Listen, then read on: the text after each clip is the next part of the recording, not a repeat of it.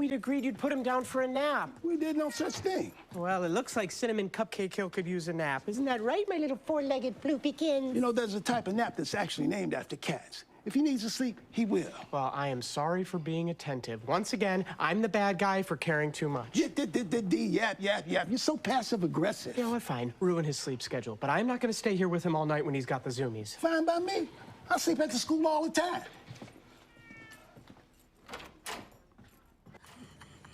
Okay.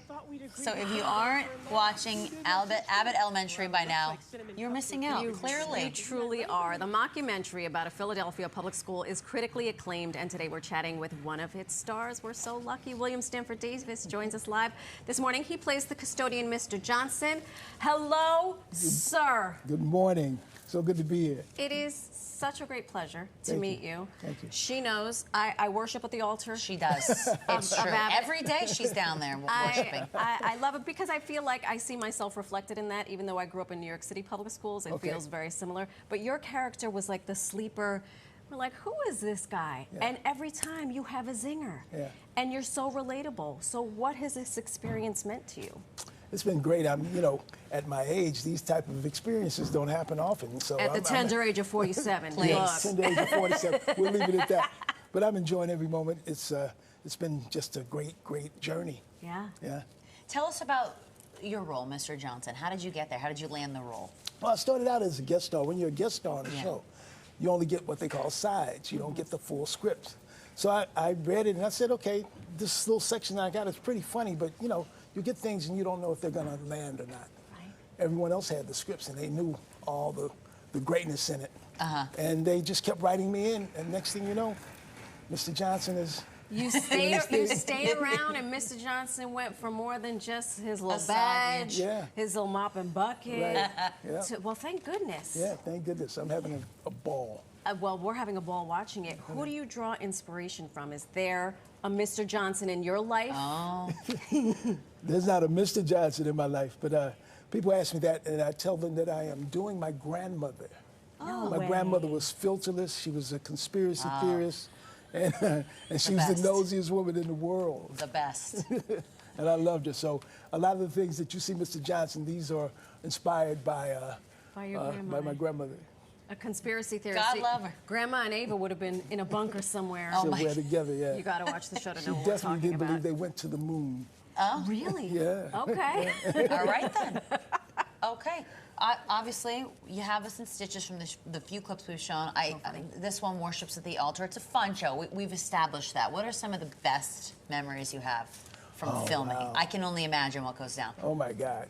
First season, Cheryl comes in with sweet baby Jesus and the grown one, too. And that just, we had to try to hold it because they were trying to keep the shot. Yeah. But we lost it. Everyone just lost it. And we had to cut. Tyler's like, okay, cut, because everybody, you know. So that moment, and this year the assembly where the charter schools, and I'm sweeping Leslie off the stage. Yep. I know that. I know that episode. He's trying to close us down. It is, and stay tuned. You have to stay tuned to see what actually happens, because I don't want to give any spoiler alerts. Right. Thank you. The show is filled with so many talented people. Yes. I mean, it is the jackpot. Yeah. And you mentioned that Cheryl, whose character she plays, one of the teachers at Barbara the school, Howard. Miss Howard. Miss Howard. You're all so funny. How do you get through shooting one episode without totally losing it every time? Because I'm constantly asking, that was ad-libbed, that had to have been ad-libbed, that had to have been ad-libbed. There's some ad-libs, but you know, everyone's such a pro. And they know that they got to hit the mark, make the joke land, and look into the camera when it's time to look into the camera to break the fourth wall. Love that. And that's still a hard one for me, you know. Why is that? When you're raised as a stage actor or a film actor, you never looked into the camera. Right. So I'm still trying to look into the camera, you know. Right. Yeah. Interesting. Yeah. But yeah, everyone's such a pro. Cheryl, Quinta, Lisa, Janelle. Janelle's her rhythm, you got to keep up with her. Yeah. Oh. And then Tyler and Chris, they're all just such pros. And I'm learning and I'm enjoying every moment of being around them.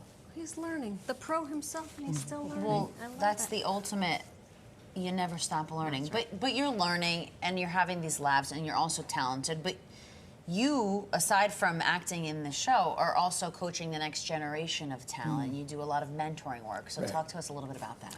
Well, I like to call it sharing. I share with them what has been shared with me. Yeah. My mentor was Martin Landau, Mark Rydell from the Actor Studio. And Marty would always say, I want to share something with you. So those little nuggets, I try to, anytime I'm coaching someone or if I'm teaching a class or a master class, I just try to inspire them and use some of the same techniques and language that they used. And I try to make it as plain as possible, make it as clear, because sometimes it can get a bit esoteric. Right. But I try to really, just share with them what has been shared with me and make it as easy and palatable for them as I can. And then do you take that same lesson and apply it to yourself? Because one of the many things that's so marvelous about your role specifically is that, my children watch and they'll be like, he's woke. How does he know that? And I'm like, he clearly has studied, but now I ask, you have these zingers that are so current and so, literally, it could have happened last week, and you're there. You've delivered the line, and I was like, wow, he's... That's first of all, it's due to great writing. Secondly, I have to ask sometimes these young references. I'll call my nephew, I'm like, man, who's JoJo Siwa? JoJo Seabass, that was in the first season, and I'm like, I have to, do my homework. Yeah. I love that. Part of just what makes you so good at what you do. And what makes the show so relatable. And yes. I mean, what do you love most about you? You've done so many wonderful works, and you do the mentoring and the sharing, as you call it. And you're constantly learning. What do you love most about what you get to do every day for a living? Especially now doing Abbott, I like that it is bringing so much joy. Making people happy. We needed this show. Yeah. I'm telling you. And I think it came along at the proper time. Not post, during COVID. And then so many other things that happened before COVID, which I won't get into, but I think it was just timing. And I think that had a lot to do with it. How involved is Quinta in the everyday shooting as she, she created the show, she conceived of it. You see her face on the brick wall of course. In the opening credits. Everything you see, her fingerprints are on it.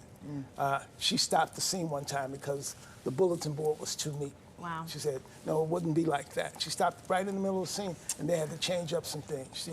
Every crack on the wall, every scar on the floor, every light. She knows it has to be accounted for. It has to be accounted for, and it's based on her own experience. That's right. And experiences that I had as a youngster in school, too. And aren't we lucky for all those experiences? Because we get to see them play out every week, thank goodness. Thank you so much for joining us. Thank you so much for having me. Come back and visit again. Please, I'd love to. Anytime. The door's open.